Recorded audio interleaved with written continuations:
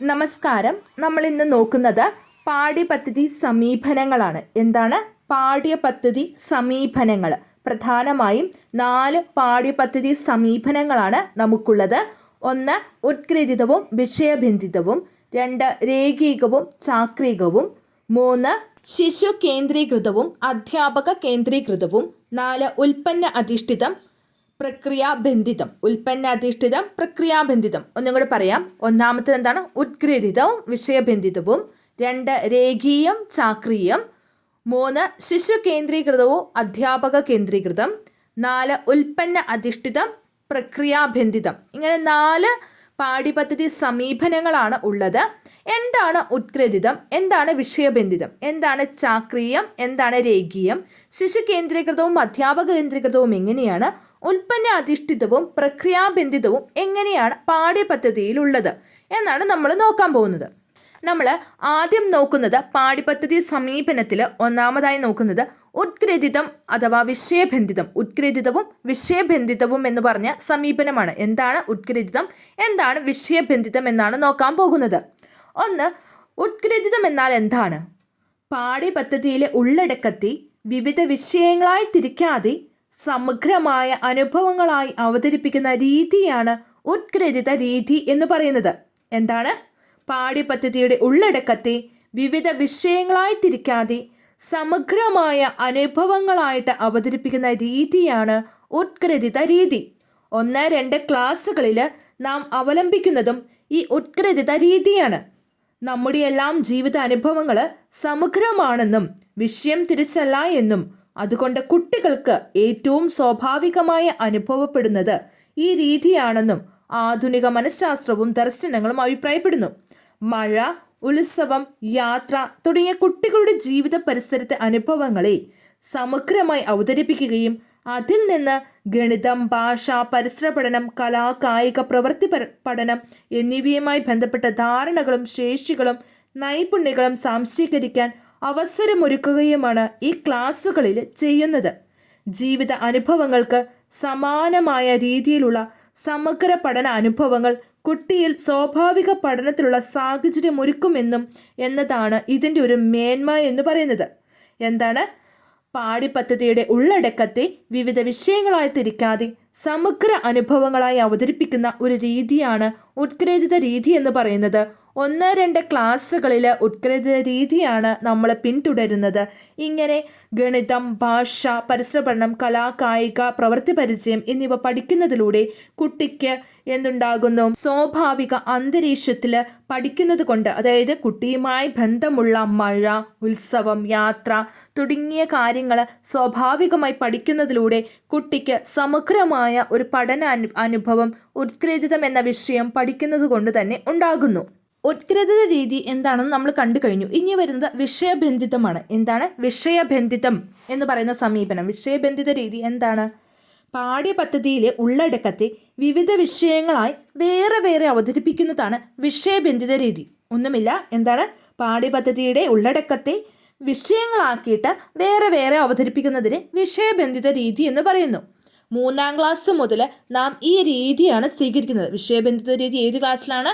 3-ാം class മുതലാണ് നമ്മൾ സ്വീകരിക്കുന്നത്. 3-ാം ക്ലാസ്സിലും 4-ാം ക്ലാസ്സിലും ഗണിതം, ഭാഷ, പരിസര പഠനം എന്നിങ്ങനെ വിഷയം തിരിച്ച് പഠനാനുഭവങ്ങളാണ് നൽകുന്നത്. 3-ാം ക്ലാസ്സിലും 4-ാം ക്ലാസ്സിലും ഏതാണ്? ഗണിതമുണ്ട്, ഭാഷയുണ്ട്, പരിസര പഠനമുണ്ട്. ഇങ്ങനെ അത് വിഷയം തിരിച്ചാണ് പഠിപ്പിക്കുന്നത്.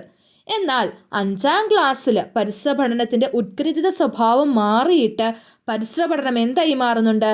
സാമൂഹ്യ ശാസ്ത്രമെന്നും അടിസ്ഥാന ശാസ്ത്രമെന്നും വിഭജിക്കുന്നു. എന്താണ്? 5-ാം ക്ലാസ്സിൽ എത്തുമ്പോൾ പരിസര പഠനം എന്ന് പറയുന്നതിൻ്റെ ഉത്ഗ്രഥിത സ്വഭാവം മാറിയിട്ട് 5-ാം ക്ലാസ്സിൽ സാമൂഹിക ശാസ്ത്രമെന്നും അടിസ്ഥാന ശാസ്ത്രമെന്നും വിഭജിക്കുന്നു. ഉയർന്ന ക്ലാസ്സിലേക്ക് പോകുന്തോറും ഈ വിഷയങ്ങളായി ഇങ്ങനെ ഓരോന്നായിട്ട് ഇങ്ങനെ വിഭജിച്ചാണ് പഠിപ്പിക്കുന്നത്. ഓരോ വിഷയത്തെയും സൂക്ഷ്മമായി പഠിപ്പിക്കാൻ ഇതിനെ വിഘടിപ്പിക്കേണ്ടതുണ്ട് എന്നതുകൊണ്ട് ഉയർന്ന ക്ലാസ്സിൽ ഈ രീതി സ്വീകരിക്കുന്നത്. അതായത് ഉയർന്ന ക്ലാസ്സിലേക്ക് പോകുന്തോറും വിഷയത്തെ കൂടുതൽ വിഭജിച്ച് ഓരോ വിഷയങ്ങളാക്കി പഠിപ്പിക്കുന്നു. മൂന്നും നാലും ക്ലാസ്സുകളിൽ പരിസര പഠനം എന്ന് മാത്രമുണ്ടായിരുന്നത് 5ാം ക്ലാസ്സിലേക്ക് വരുമ്പോൾ അടിസ്ഥാന ശാസ്ത്രമെന്നും സാമൂഹ്യ ശാസ്ത്രമെന്നും പറഞ്ഞ് വീണ്ടും വിഭജിക്കുന്നു. അതിനും ഉയർന്ന ക്ലാസ്സിലേക്ക് പോകുമ്പോൾ അതിനെ വീണ്ടും തരംതിരിച്ചാണ് നമ്മൾ പഠിക്കുന്നത്. അതാണ് വിഷയബന്ധിതം എന്ന് പറയുന്നത്. ഉത്ഗ്രഥിതം എന്ന് പറയുന്നത് വിഷയം തിരിക്കാതെ ഒന്നിച്ച് പഠിക്കുന്നത്. വിഷയബന്ധിതം എന്ന് പറയുന്നത് എന്താണ്? വിഷയങ്ങൾ തിരിച്ച് സെപ്പറേറ്റ് ആയിട്ട് ഓരോന്നായിട്ട് പഠിക്കുന്നു.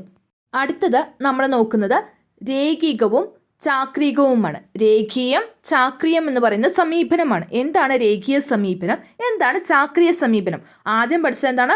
ഉത്ഗ്രഥിത സമീപനവും വിഷയബന്ധിത സമീപനവും. രണ്ടാമത് പഠിക്കുന്നത് എന്താണ്? രേഖീയ സമീപനവും ചാക്രിയ സമീപനവും. എന്താണ് രേഖീയ സമീപനം? രേഖീയ സമീപനം എന്ന് പറയുന്നത് ഒരാശയം പൂർണ്ണമായി പഠിച്ചതിന് ശേഷം വേറൊന്ന് അവതരിപ്പിക്കുന്ന രീതി. എന്താണ്? ഒരാശയം പൂർണ്ണമായി പഠിച്ചതിന് ശേഷം വേറൊന്ന് അവതരിപ്പിക്കുന്ന രീതിയാണ് രേഖീയ രീതി. എന്താണ്? ഒരാശയം പൂർണ്ണമായി പഠിച്ചതിന് ശേഷം വേറൊന്ന് അവതരിപ്പിക്കുന്ന രീതിയാണ് രേഖീയ രീതി.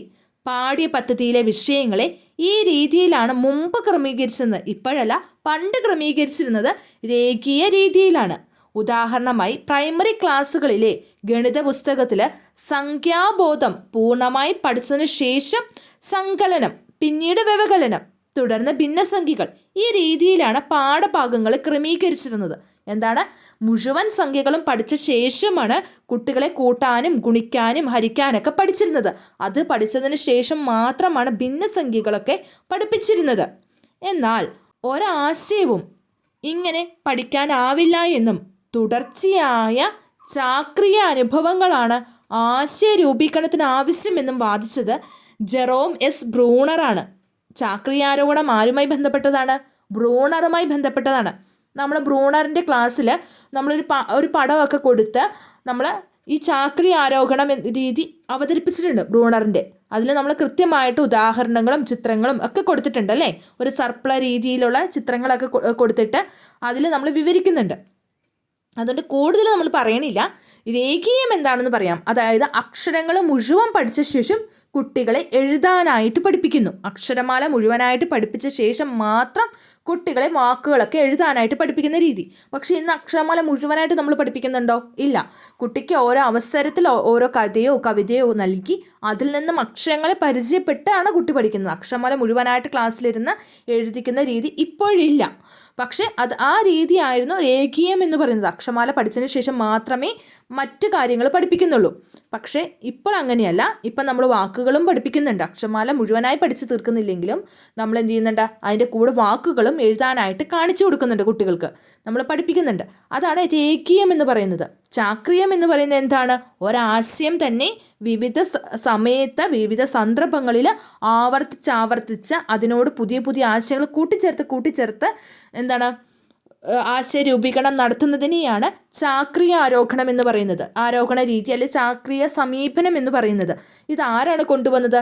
ജെറോം എസ് ബ്രൂണറാണ് കൊണ്ടുവന്നത്. ഒരാശയവും ഇങ്ങനെ പൂർണ്ണമായി പഠിച്ചതിന് ശേഷം ആശയ രൂപീകരണം നടക്കില്ല. അതിനെന്ത് ചെയ്യണം?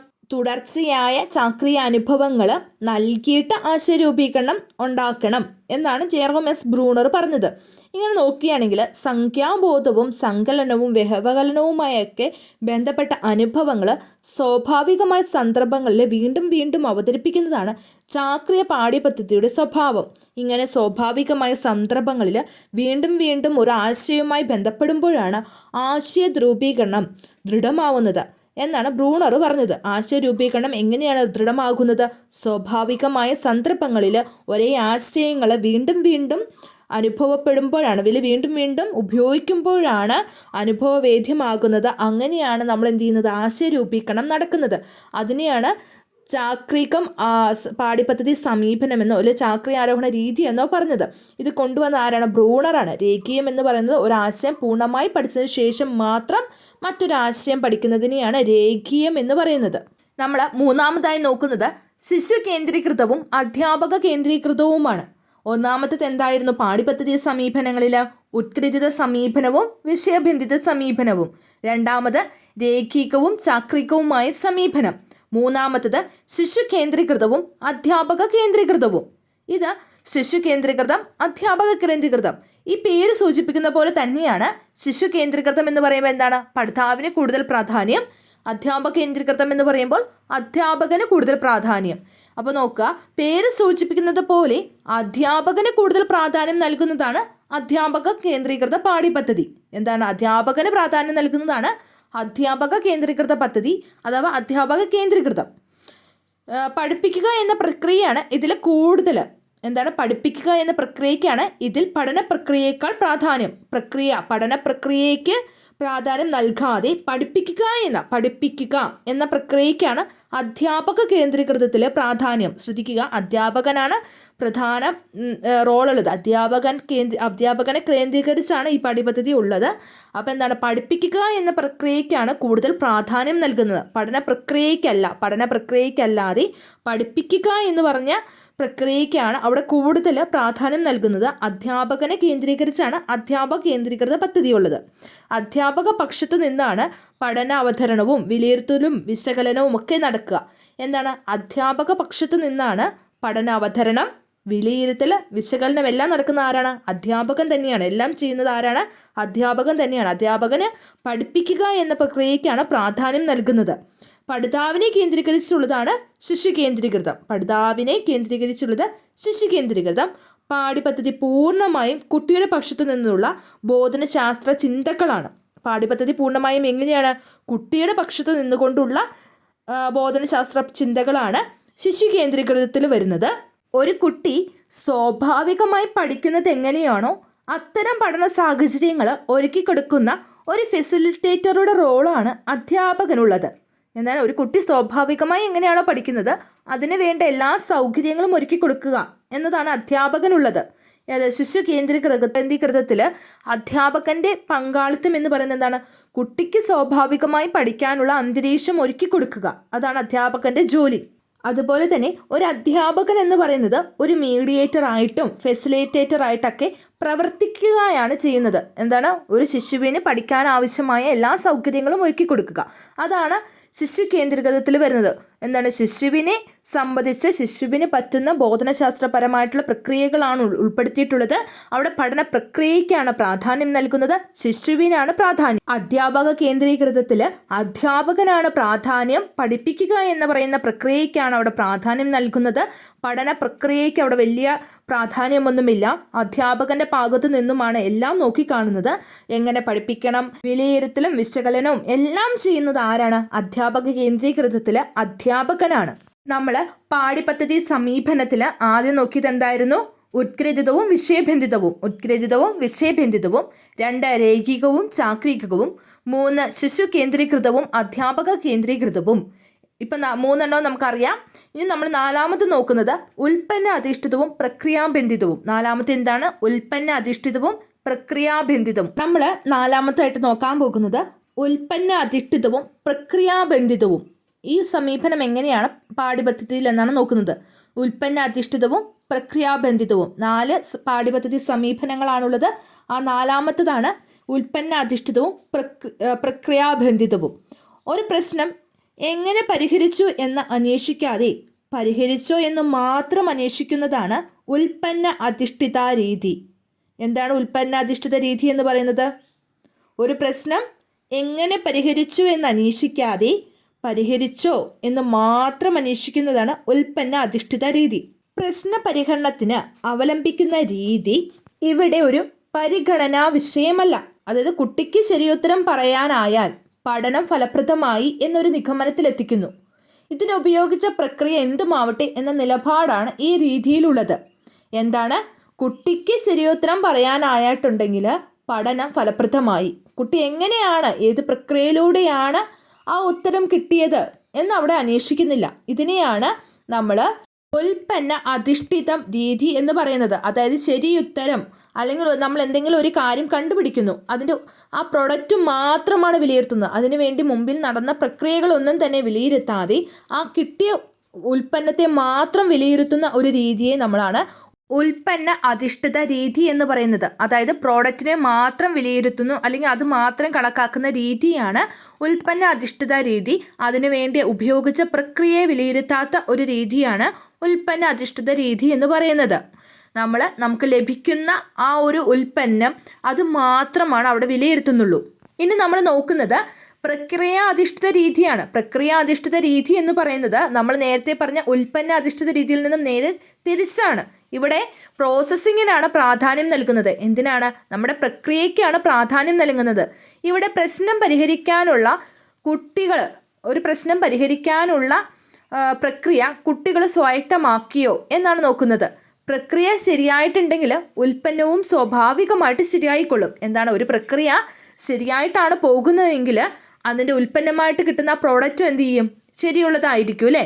പ്രക്രിയാ പഠനമാണ് ക്ലാസ്സിൽ നടത്തേണ്ടത്. ഉദാഹരണമായി ഒരു ഭൂപടത്തിൽ ഒരു പ്രത്യേക പ്രദേശത്തിൻ്റെ സ്ഥാനം കൃത്യമായി പഠിതാവ് പറയുന്നുവെങ്കിൽ ഉൽപ്പന്ന അധിഷ്ഠിത രീതിയിൽ അത് ആ പഠന നേട്ടത്തിൻ്റെ സാക്ഷാത്കാരമാണ്. അതായത് ഒരു ഭൂപടത്തിൽ കൃത്യമായിട്ട് ഒരു സ്ഥലം എവിടെയാണെന്ന് പറയാൻ സാധിക്കുന്നു. അതെന്താണ്? നമ്മുടെ ഉൽപ്പന്ന അധിഷ്ഠിതത്തിലാണെങ്കിൽ അത് ശരിയാണ്, കുട്ടി എല്ലാ കാര്യങ്ങളും നേടി, അതൊരു നല്ല കാര്യമാണല്ലേ. എന്നാൽ നമ്മുടെ പ്രക്രിയ അധിഷ്ഠിതത്തിലോ അക്ഷാംശ രേഖകളുടെയും രേഖാംശ രേഖകളുടെയും വിന്യാസം പരിശോധിച്ച് സ്ഥാനനിർണയം നടത്താനുള്ള പ്രക്രിയാശേഷി കുട്ടി നേടിയെങ്കിൽ മാത്രമേ പ്രക്രിയാധിഷ്ഠിത രീതിയിൽ ഉദ്ദേശ സാക്ഷാത്കാരമാവുകയുള്ളൂ. അതായത് പ്രക്രിയാധിഷ്ഠിത രീതി എന്ന് പറയുന്നത് കൃത്യമായിട്ടുള്ള പഠന നേട്ടം. അതായത് ഇപ്പോൾ ഒരു ഭൂപടത്തിൽ ഒരു സ്ഥലത്തെ കാണിച്ചു കൊടുക്കുക, അതെവിടെയാണ് എന്ന് കൃത്യമായി കാണിച്ചു കൊടുക്കണമെങ്കിൽ കുട്ടി അക്ഷാംശ രേഖകളും രേഖാംശ രേഖകളും തമ്മിലുള്ള വിന്യാസം പരിശോധിച്ച് കൃത്യമായിട്ട് സ്ഥാനനിർണ്ണയം നടത്തിയെങ്കിൽ മാത്രമേ അത് ഒരു പഠന നേട്ടം കുട്ടി നേടിയെന്ന് കരുതുകയുള്ളൂ. എന്നാൽ നമ്മുടെ ഉൽപ്പന്നാധിഷ്ഠിത രീതിയിലോ ആ കുട്ടി ആ പ്രോസസ്സിങ്ങിലൂടെ കടന്നു പോയോ എന്ന് നോക്കാതെ ആ കുട്ടി ആ ഉത്തരം കൃത്യമായി പറഞ്ഞോ എന്ന് മാത്രമാണ് പരിശോധിക്കുന്നത്. ഇതാണ് നമ്മുടെ ഉൽപ്പന്നാധിഷ്ഠിത രീതിയും പ്രക്രിയ അധിഷ്ഠിത രീതിയും തമ്മിലുള്ള വ്യത്യാസം എന്ന് പറയുന്നത്. നമ്മുടെ പാഠ്യപദ്ധതിയിൽ നമ്മൾ 4 എണ്ണം പറഞ്ഞു. ഏതൊക്കെയായിരുന്നു? ഉത്കൃതിതം, വിഷയബന്ധിതം, രേഖികവും ചാക്രികവുമായ പാഠ്യപദ്ധതി സമീപനം, ശിശു കേന്ദ്രീകൃതവും അധ്യാപക കേന്ദ്രീകൃതവുമായ സമീപനം, ഉൽപ്പന്ന അധിഷ്ഠിതവും പ്രക്രിയ അധിഷ്ഠിതവുമായ സമീപനം. ഇവിടെ ശ്രദ്ധിക്കുക, നമ്മൾ ഇങ്ങനെ പറയുമ്പോൾ 4 എണ്ണമാണ്. അല്ലാതെ നമ്മളോട് എത്ര എണ്ണമുണ്ട് എന്ന് ചോദിച്ചിട്ടുണ്ടെങ്കിൽ നമ്മൾ 8 എണ്ണമാണ് വരുന്നത്. 1 എണ്ണം 2 എണ്ണം വീതമാണ് ഒരെണ്ണത്തിൽ ഉൾപ്പെടുന്നത് അല്ലേ? അങ്ങനെ വരുമ്പോൾ 8 എണ്ണമാണ്. അല്ലെങ്കിൽ ഉത്കൃതിതവും വിഷയബന്ധിതവും എന്ന് പറഞ്ഞാൽ നമ്മൾ ഒന്നിച്ചാണ് പറയുക. നമ്മൾ എടുത്തു പറയുമ്പോഴാണ് ഇതിൽ വ്യത്യാസങ്ങൾ വരുന്നത്. അല്ലാതെ ഇപ്പോൾ നമ്മളോട് പാഠ്യപദ്ധതി സമീപനങ്ങൾ ഏതൊക്കെയാണ് എന്ന് ചോദിക്കുമ്പോൾ ഉത്കൃതിതം, വിഷയബന്ധിതം, രേഖീയം, ചാക്രികം, ശിശു കേന്ദ്രീകൃതം, അധ്യാപക കേന്ദ്രീകൃതം, ഉൽപ്പന്ന അധിഷ്ഠിതം, പ്രക്രിയ അധിഷ്ഠിതം എന്നിങ്ങനെ നമ്മൾ ഓരോന്നായിട്ടാണ് പറയുക. ഈ പ്രധാനമായിട്ടും ഏതൊക്കെ സമീപനങ്ങളുണ്ട് എന്ന് ചോദിക്കുമ്പോൾ നമ്മൾ 8 എണ്ണം എന്ന് പറയുന്നത് തന്നെയാണ് നല്ലത്. കാരണം ഓരോന്നും നമ്മൾ എടുത്തെടുത്ത് പറയുന്നത് കൊണ്ട് നമ്മൾ 8 സമീപനങ്ങൾ എന്ന രീതിയിൽ പറയുക. പാഠ്യപദ്ധതി സമീപനങ്ങൾ ഉത്കൃതിതമുണ്ട്. 1 ഉത്കൃതിതം, 2 വിഷയബന്ധിതം. നമ്മൾ ഒന്നിച്ച് പറയുക, ഉത്കൃതിത സമീപനവും വിഷയബന്ധിത സമീപനവും എന്നും പറയുകയാണെങ്കിൽ കുറച്ചും കൂടി എളുപ്പമാണ്. നിങ്ങൾക്ക് എങ്ങനെ വേണമെങ്കിലും പറയാം, എങ്ങനെ പറഞ്ഞാലും കുഴപ്പമില്ല. പക്ഷേ ഈ ആശയങ്ങളൊക്കെ പറയണമെന്നേ ഉള്ളൂ. ഈ ചാനൽ ആദ്യമായിട്ട് കാണുന്നവരാണെങ്കിൽ ഇതിലെ പ്ലേലിസ്റ്റിൽ മറ്റ് ക്ലാസ്സുകൾ കൂടി കാണുകയാണെങ്കിൽ നിങ്ങൾക്ക് കുറച്ചും കൂടി ഇൻ്റർവ്യൂവിന് വേണ്ടി പഠിക്കാനായിട്ട് സാധിക്കുന്നതായിരിക്കും. ആ ക്ലാസ്സുകളും കൂടി കാണുക.